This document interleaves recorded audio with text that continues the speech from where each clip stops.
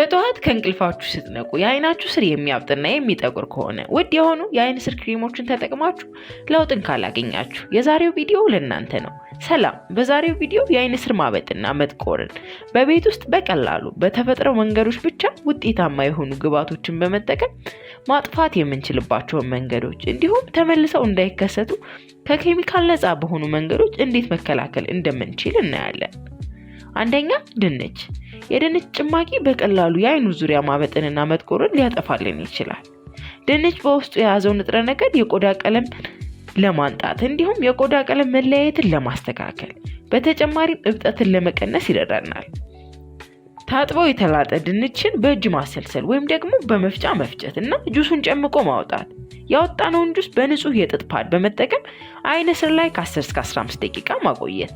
ይህ የድንች ጁስ በተከታታይ በመጠቀም የአይን ስር መጥቆርንና ማበጥን ለማጥፋት ይቻላል። ይህን ጁስ እስከ 3 ቀን ድረስ ማቀዝቀዣ ቤት ውስጥ በማስቀመጥ መጠቀም ይቻላል።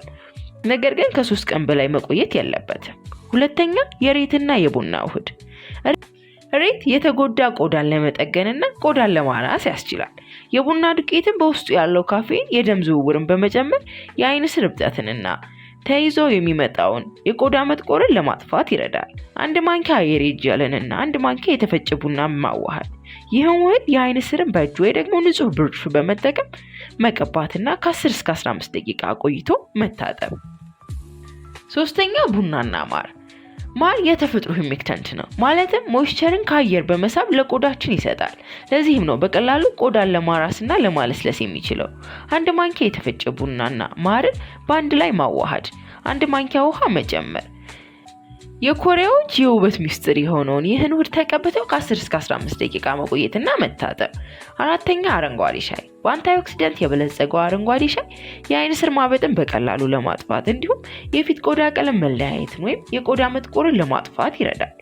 የአረንጓዴ ሻይ ባግ ማቀዝቀዣ ውስጥ ለ30 ደቂቃ ማቆየትና አይን ላይ ከ10 እስከ 15 ደቂቃ ማቆየት የደም ዝውውርን ስለሚጨምር የአይን ስር ማበጥን ለማጥፋት ያስችላል። 5ኛ፣ ኩከምበር።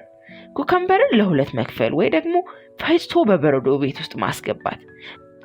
ጠዋት ከእንቅልፍ እንደነቁ ይህን የኩከምበር አይስ ኪዩብ በመጠቀም ፊትን ማሳጅ ማድረግ።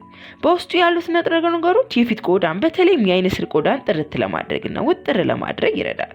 ማቀዝቀዣ ውስጥ የቆየ ኩከምበርን ለአይን ስር ብቻ ሳይሆን ለሙሉ ፊት መጠቀም ያለ ዕድሜ የሚከሰት የቆዳ መሸብሸብን ለመከላከልና ለማጥፋት ፊት ላይ የሚከሰቱ የቆዳ መጥቆርን ለመከላከል ይረዳናል። የአይን ስር ማበጥና መጥቆር እንዳይከሰት ማድረግ ያሉብን ነገሮች፣ 1ኛ፣ በቂ እንቅልፍ ማግኘት። 2ኛ፣ በቂ ውሃን መጠጣት። 3ኛ፣ የአይን ክሬምና ሞይስቸራይዘሮችን መጠቀም እንደ ቫዝሊንና በቤት ውስጥ የሚዘጋጁ የሬት የቪታሚን ኢ ክሬሞችን እያዘጋጁ የአይን ስር ተቀብቶ ማደር። 4ኛ፣ የፀሐይ መከላከያ ሰንስክሪንን መጠቀም። SPF-ቸው ከ30 በላይ የሆኑ የተመረጡ ሰንስክሪኖችን መጠቀም። አብራችሁኝ ስለቆያችሁ እጅጉን አመሰግናለሁ። በሚቀጥለው እንሰራላችሁ የምትፈልጉት ነገር ካለ ኮሜንት አድርጉልኝ። በቀጣይ እስከምንገናኝ ሰላም ቆዩ።